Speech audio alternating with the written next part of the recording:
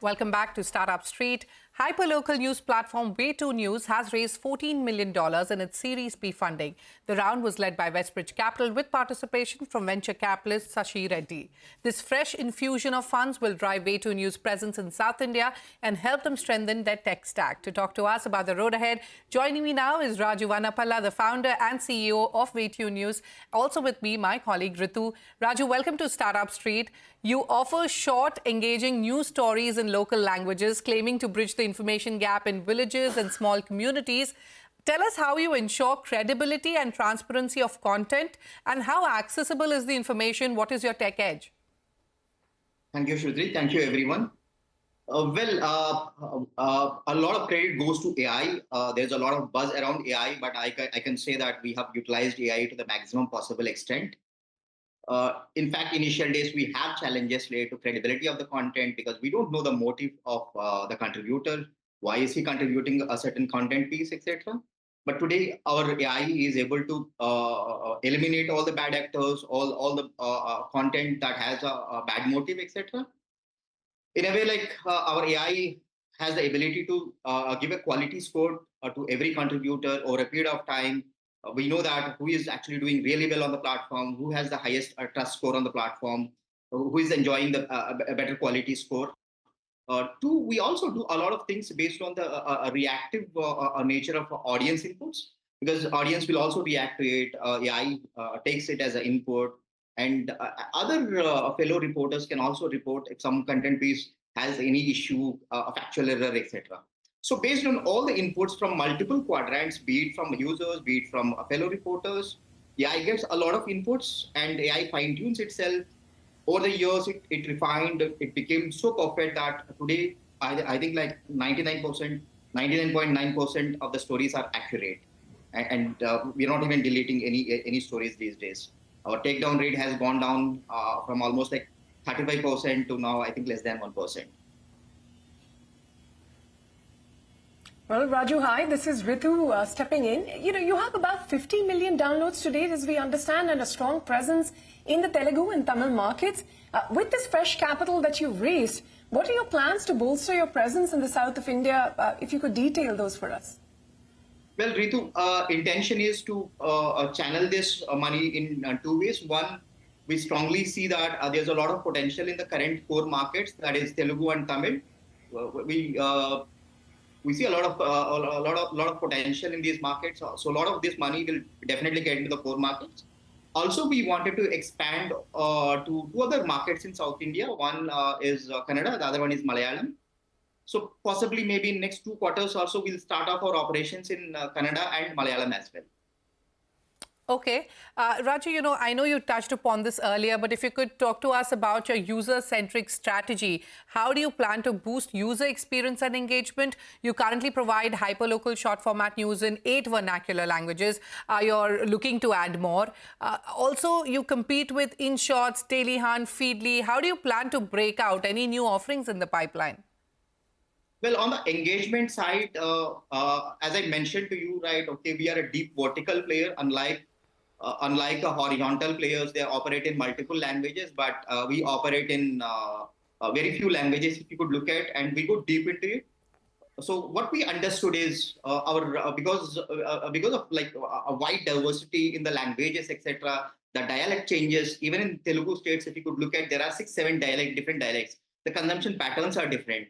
So that's why we started going deeply into at a district level. Our content gets fine-tuned, our content gets personalized based on every district. It changes. The consumption patterns are different from district to district.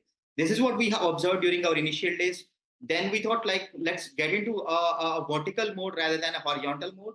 So that's when we started focusing on one language at a time, and that paid off today.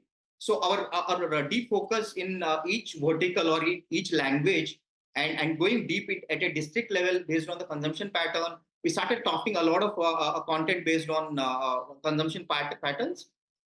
Two, the hyperlocal content is, in fact, the big differentiator. We started actually bringing out a lot of untold stories from these villages and started reverse disseminating these from villages to districts and then to cities.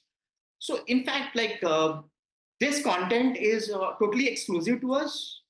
So because of unique and original content that we produce, a lot of this content is helping us actually drive consumer engagement compared to other platforms. And when it comes to your competition, we truly don't compete with platforms like InShorts or Daily Hunt because we go after the traditional newspaper audience.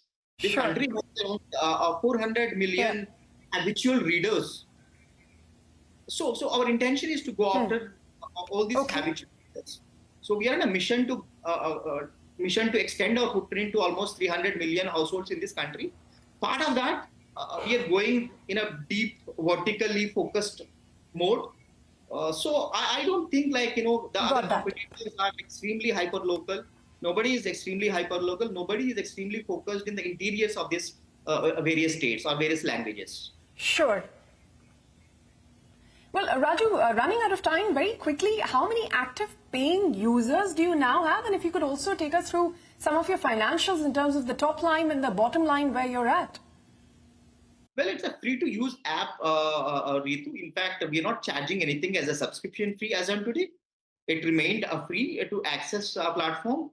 But we monetize our platform through advertisers. We have so many advertisers who are from very local in nature. They do.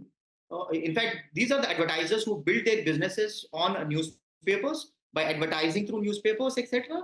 So these guys probably don't belong to Google and Facebook planet at all. They don't know, or they don't advertise much on Google and Facebook. Rather, they advertise heavily on the largest newspaper locally. And these guys spend a lot of money today on Way2News. Maybe a local realtor or a local furniture shop or a local saloon shop. They all advertise heavily on Way2News.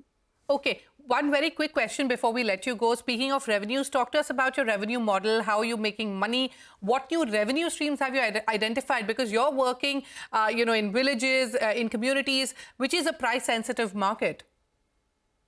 Well, not just alone villages or towns. Okay, we have a good deeper presence even in metro towns like Vijayawada, Coimbatore, Chennai, okay, Hyderabad. All these areas we have a good decent presence as well.